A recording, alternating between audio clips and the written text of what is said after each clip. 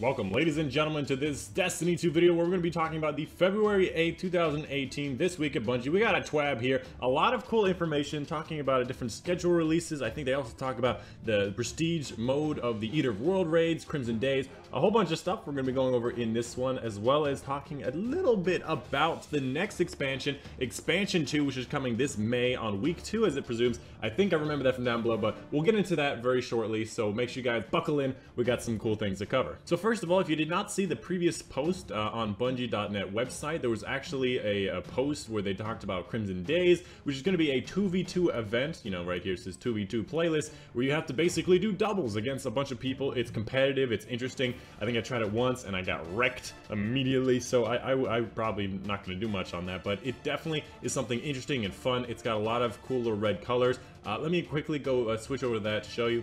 If you didn't see this yesterday, it released yesterday. I totally forgot it was there. But basically, there's a whole bunch of really cool things, including these red and black shaders. It's very like Valentine's Day style. They've had it Destiny 1. Lots of cool rewards on it. Apparently, all these rewards are all going to be gained during play style. They're not going to be sold by Tess Everest. So none of this stuff is going to be in Tess Everest. So you can hip hip hurrah, enjoy a bunch of different shaders. So just wanted to quickly show you guys what we got going on here. Lots of interesting things.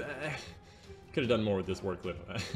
a little upset. But anyways, let's switch back over to the twab. So anyways, moving on, we talked about a bunch of things. They talked about Lord Saladin's in his tower doing the Iron Banner Season 2. Lots of cool things to go down. This main part, which I think is like the main section, and then the main first section anyways, is going to be settling the store. They talk about adding a Nightfall score modifier. So they're going to be changing it up, so it's not just complete the Nightfall with these two modifiers, and this is how you get time back, and it's very much a time crunch. They're going to be switching it over to a score-based system where you can pick exactly how much modifier you want, how difficult it is to be able to get a higher amount of points. Lots of different details here, which I won't go into detail, mostly because I've actually forgotten. I read this like 10 minutes ago and I've apparently forgotten. But basically, it's going to be like this. You kill people, you get some points. Perhaps if you get headshots, you get more points, or melees, or perhaps kills without dying, you know, a whole bunch of different things you probably can get. There's going to be a modifier down here in the bottom right, which you can see. We'll see later on how the modifiers work, which I actually think is going to be right up here. So rewards for engaging and defeating enemies instead of running past them. I thought this was funny because that's all we ever do.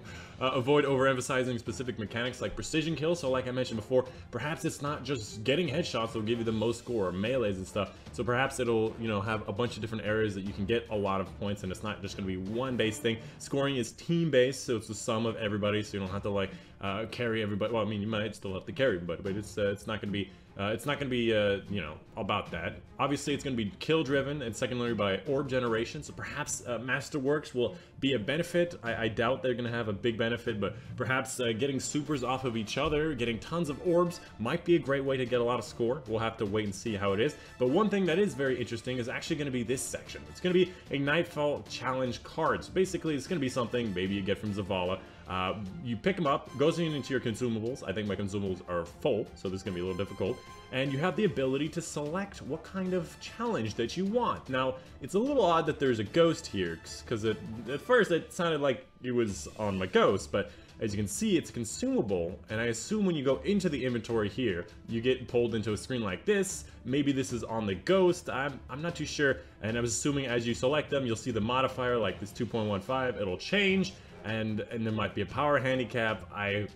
We'll have to wait and see. I would take a second and really read these things, see if you see something special. For the most part, it seems like you just have like the 3 different damage types. Maybe different Nightfalls will allow you a different set of challenges to choose from instead of the same set every single time. And of course, there's going to be a bunch of rewards like emblems that will help you, give you, like, for example, a different aura. They've been saying for a while now how they wanted to change the aura system to make it so you can actually get like these auras on you instead of having to do the Nightfall each week, or how kind of dumb they were. You can actually select which aura you have. For example, if you're selecting this emblem, perhaps it automatically applies this aura, and you have the chance of putting a bunch of these things. Obviously, these 4 that I see here are new ones. This one is going to be the Prestige Nightfall one, which I have 9 completions, I think it said last time I checked. These ones are obviously going to be tracking the different strike high scores. This one's the Inverted Spire, which looks dope. These other ones, This one definitely looks dope, and it'll track your personal best. You get into a certain area with somebody else in it, you're like, aha! I got a higher number than you. Hey. And before we continue along, I'd like to take a minute here and just revel in this. This is actually the Crucible armor, and of course the upgraded ornament on the Crucible gear here. I love the way the Crucible helmet ornaments look. They're just so much better than the originals, except for the Titan. That one's like you could throw up in the air, you can have whatever. But look at this, like the different colors where they place. It just, I don't know, it looks nice. This has been out for a while. 25 competitive match wins, it's a little much. I'm still working on it. Anyways, let's move on. As well as I mentioned here, you also have certain buffs. If you've already done the Nightfall, you'll actually boost the Vanguard token drops in that strike. So other people will see you with this big old crown above your head and they'll be like, hey, we're getting more tokens. Well, you know, tokens aren't that great, but you know, we'll get more stuff, you know, if you need that. Whatever. Overall, it seems as though they're trying to go for some type of leaderboards. We'll see how that's incorporated in the game. It would be exciting to see if you can get placed in kind of like a bracket for like the skill bracket to this week's Nightfall, and perhaps extra rewards are dished out if you're like top 100 or something. I know a lot of games do that, but it's oftentimes a lot of fun to see where you end up in the whole list of, you know, millions of possible people. And maybe if you play it week after week while nobody else is playing, you can get some pretty dope rewards. I don't know how they're going to do it, but I definitely think that sounds pretty cool. They also go on to talk how we need to break this feature. Basically, we need to figure out where it breaks. They're going to be bringing it out soon. I don't think I saw when they're going to be bringing it out. It's going to be an update 1.1.3, and I think we're on 1.1.1 or 2, I think right now. So it might be the next update. It might be the one that's going to be at the end of February, but I cannot confirm because I don't think it says, or I totally missed it. So please let me know in the comments down below if I totally missed it. Of course, we also get a nice little picture here that talks about the thing that says, want a higher score? Enable difficulty modifiers and power handicaps for your fire team. I assume power handicaps have to do with power ammo. Perhaps it's like, power ammo is not allowed to drop as much. You know, I don't know. But it's also nice to see mission modifiers are being listed here. You know, you don't have to select them. And then, anyways, that's just the UI thing. Don't worry about that.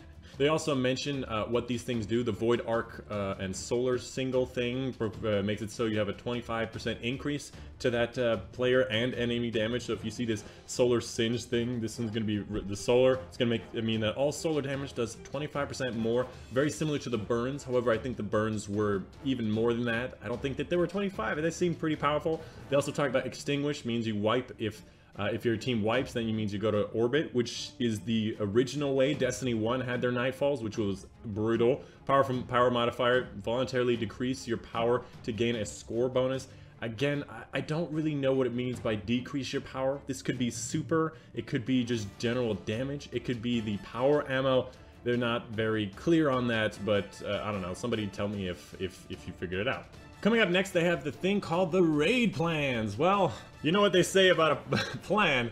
Tell God your raid plans and that'll make them laugh, because in Destiny 2, a raid plan is almost never set in stone. They always move it back. It is their baby, their most important thing, so they desperately really want to get this right. So don't be too disappointed by the fact that the raids are going to be pushed back, if they do ever get pushed back. I'm not saying they are, because they do get pushed back a lot, so that they can make sure it is the best that they can do. And again, they're going to be talking about what they plan to do. They talk about when they're going to be releasing the expansion 2 raid layer. It's going to be another raid layer because it's a small one. And then after that, they talk about the Taken King scale expansion that's going to be coming out after that, pretty much on the same schedule as the Taken King from Destiny 1. So starting out, they're going to be talking about how they're going to be changing the challenge for the prestige raids, not just going to making the enemies harder in a slightly different mechanic. They're going to be trying to do something different. This is just a way to make them a little bit more interesting. I don't think that they're going to be that bombastic, but basically they wanted to do things like curated loadouts to make it so you're forced, and again, these are hypothetical examples, like kinetics, you're only allowed to have hand cannons, energy, sky rifles, and power linear fusion rifles, and they go on to do stuff like, you know, sidearms, submachine guns, shotguns, and a lot of other things that they talk about. This is a hypothetical schedule, we don't know, and this is talking about perhaps the first weeks of May. They talk about, I think they said May somewhere here. I'm totally losing it, but I believe they said May. So the first week of May, hopefully the Eater Worlds Prestige mode comes out. Second week, hopefully the Expansion 2 raid layer comes out. So we'll have to wait and see. Again, it is going to be like 3 months out from now that we're going to be having that. And of course, maybe week 3 they'll change the Prestige Eater Worlds to this thing. Maybe only one raid will have prestige at one time. I'm not sure how it's going to work. But I definitely think that we should keep an open mind and all the different possibilities. Of course, they also said going forward, all raids will have a normal mode active at all times, and each week one raid or raid lair will have a curated loadout mode. Again, I don't know if this is going to be the curated loadout mode or if this is going to be the prestige mode.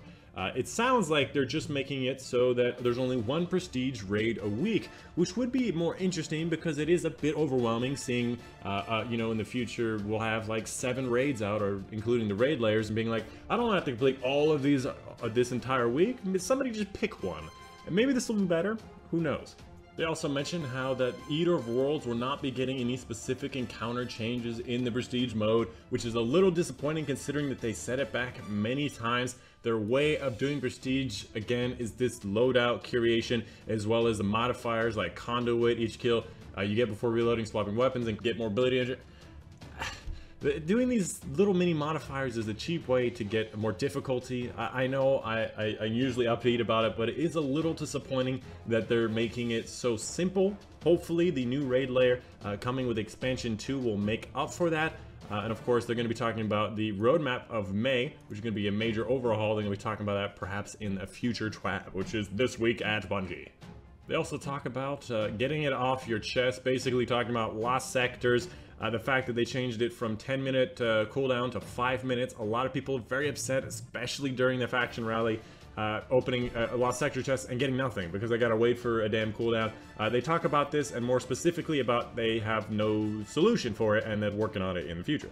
And that's pretty much it. The rest of it just talks about the maintenance and downtimes. Here are the different downtimes. February 13th, they're going to be talking about, or they're going to be doing these things. And of course, the Crimson Days, vital information. You can find it on the other page. They're going to be talking more about it. I believe Crimson Days is coming February 13th. So if you guys want to play some doubles and do some ranked matches and get some pretty sick red and black gear, it's going to be February 13th. So make sure you stay tuned for this little dancing fella right here, and all the different things you can get for the different Crimson Days. That's what it's called. I can't believe I just forgot. Anyways, that's gonna be this week at Bungie for you guys today. Hope you guys did enjoy. If you have any questions, leave them down in the comments down below, because you know I'm here to help if I can.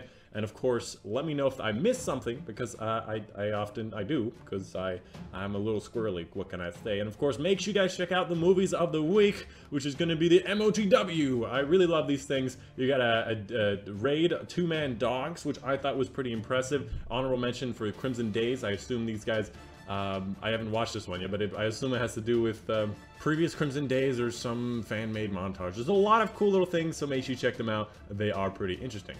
Oh my god. I had a feeling it was gonna be like this. Oh, no, okay. Alright, I can't. I'm gonna get copyright. That seems like it's some type of song parody machine. I don't know. Anyways, that's this week at Bungie. Hope you guys did enjoy. My name's Nightchronic, and I'll see you guys at the next one.